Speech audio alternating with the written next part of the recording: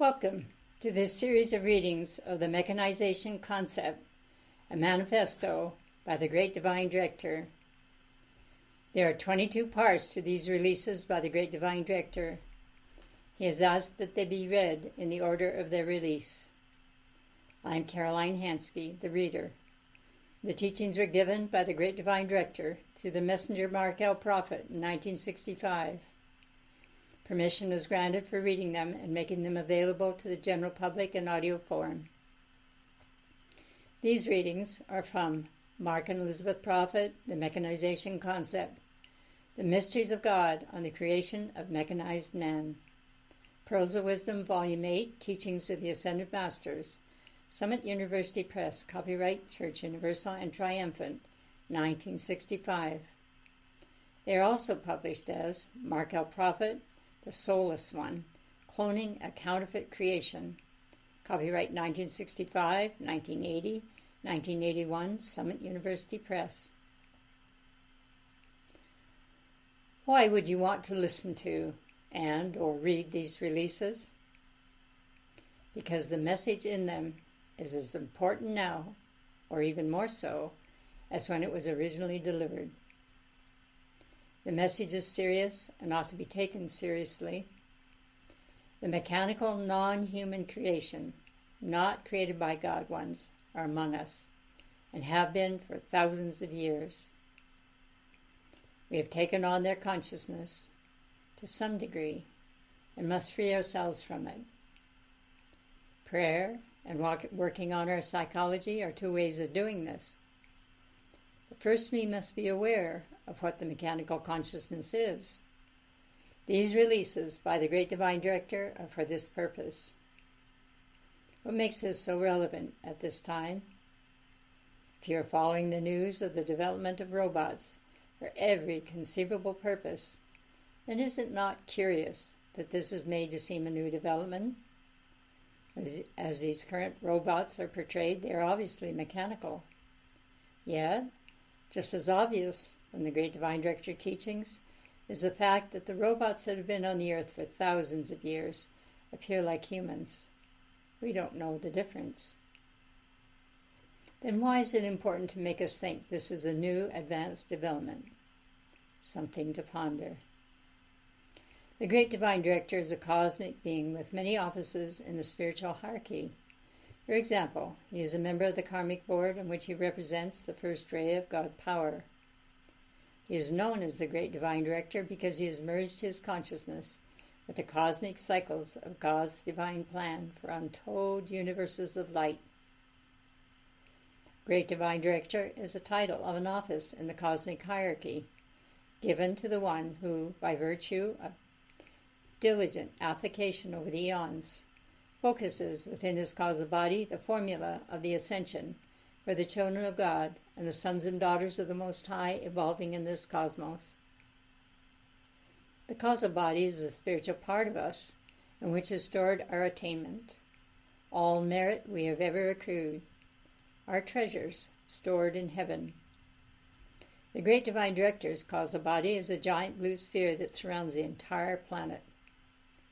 Thus his attainment of cosmic consciousness qualifies him to ensoul the flame of divine direction on behalf of Earth's evolutions and untold lifeways beyond. The Great Divine Director long ago passed those initiations that placed him at cosmic levels of service and qualified him to become the Manu of the seventh root race. A Manu embodies the archetype for an entire life wave of souls who will incarnate on Earth at a certain period, including the divine image and likeness out of which they are made and the pattern of their destiny. The seventh root race is destined to embody first in South America under the Great Divine Director, and so he presides spiritually over the continent of South America. He is then the lawgiver and sponsor of the seventh root race, the one who holds the blueprint for the entire race of the souls who begin their embodiment in the age of Aquarius that is now dawning. Godfrey Ray King, author of the book, The Magic Presence, describes the Great Divine Director in it. This majestic being stood fully 6 feet 4 inches in height, with wavy hair that fell to his shoulders and looked like sunshine on gold. His robes glittered with points of light like jewels that flashed continually with the tremendous radiance of the power held under his control and obedient to his conscious direction. The girdle encircling his waist was a mass of sapphires and diamonds. From it hung a panel to a few inches below the knees. This also was a mass of jewels. End of quote. The great divine director has said, I pray that you will call to me, for I have within my consciousness the scroll of the divine plan for every living soul on Terra and in the vast beyond. The Mechanization Concept, a manifesto by the great divine director, Part C, Creation. To all who would know the divine intelligence of creation that endows freedom with the power to create joyfully, we come to break the mechanical sense. The eternal pursuit of freedom is a divine quality which leads man to the very essence of divinity.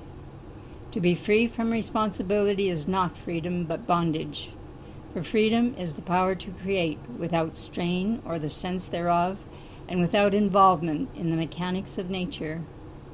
When the original designs for life were made by the great cosmic intelligence of God, these forms were endowed with the power to perpetuate themselves and the promptings of universal intelligence inherent within them, in order that the best possibilities for individuality might be sustained under all conditions of form and consciousness.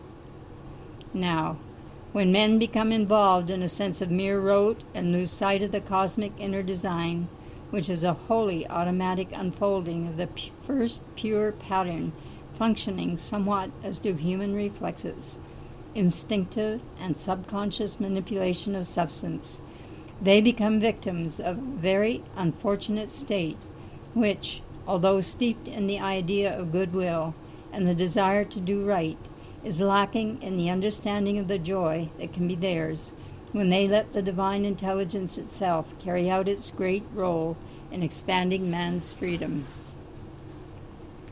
You see, the sense of rote will persist in those who feel compelled by a sense of duty to carry out certain religious or other exercises which may be or may become more or less repugnant to them, when, through a little understanding, they might clear the air and derive immense and constant satisfaction for themselves, resulting in spiritual progress and in a new release of courage with far less expenditure of energy, for they would then be drawing more and more upon the universal supply.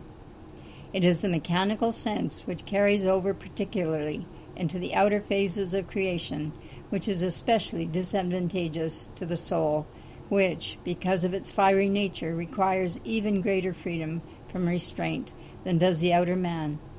Nevertheless, every resolve of the latter is slanted toward nature, as exhibited by Thoreau in his adventures at Walden. Now, it is not our wish to destroy man's sense of admiration for the wonders of creation. It is simply that we would put them into perspective, so that the greatest good may come to all in the right use of life's manifold opportunities. Let all recognize, then, that the marvels of life in its pristine state bear the stamp of divine wonder. But it is not the intent of deity to have man lost in a sea of inexorable matter, where the great power of the soul is cast aside in a struggle to wrest from life those precious gifts which will flourish naturally if given a chance. When the creation is viewed from the human level, as all must do until their expanding facilities enable them to have a God's eye view, and does not appear to be other than a conglomerate mass of energy and substance, whose incongruities and indefinitives present a phase of chaos and a segment of reality.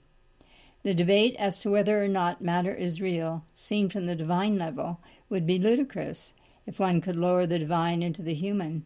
But actually the reverse is true. For when perceptions are accurate, it is because the soul has arisen to the level of actuality, the plane of first cause, where the sole reality is the creator, and the duality of matter and spirit is seen only as spirit.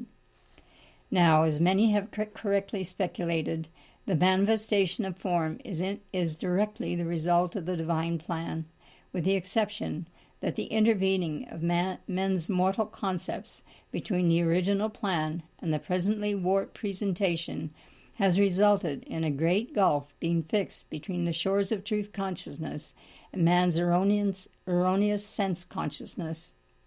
The blackest of lies is reported to be those mingling truth and error, but it must be found ultimately by the seeker that the depth of God's freedom cannot be fathomed in a real sense by the carnal mind, but it requires a complete reorientation of consciousness in order to develop the right concepts of reality.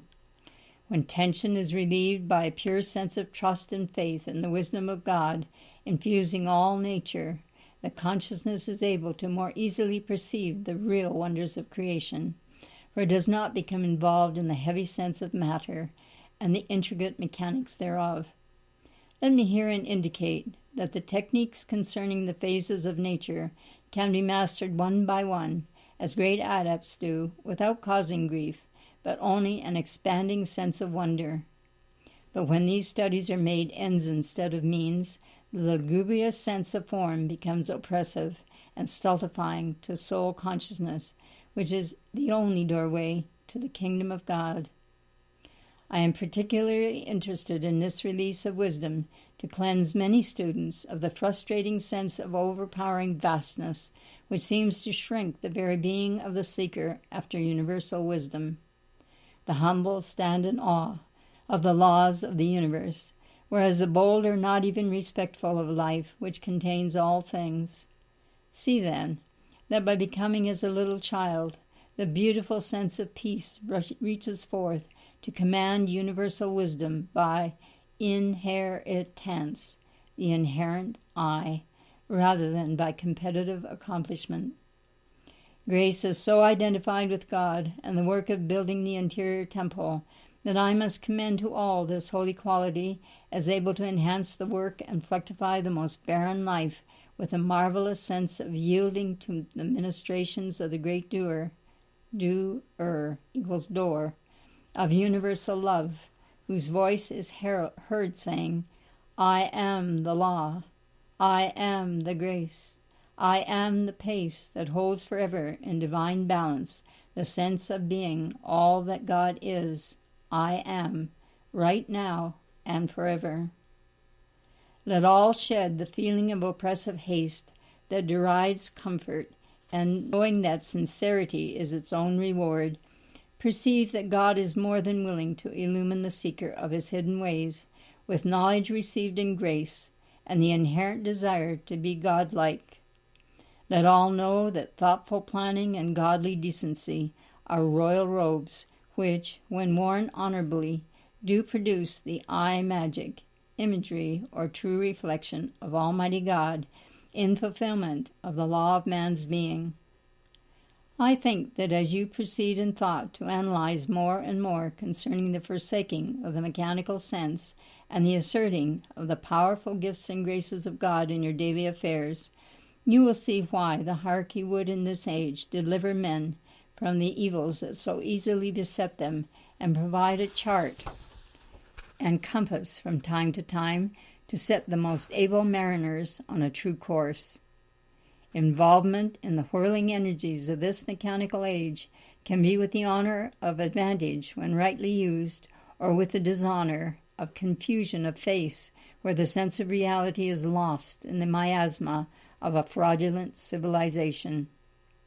To provide new highways of deliverance, I am breaching the old prison houses of temporal detainment and calling for a return to peace and sanity, to balance and blessing, to surety and salvation. Where can these be found? Why, right within your mighty I Am God presence. Where else? Now let village and hamlet alike settle down to the proper use of opportunity in life.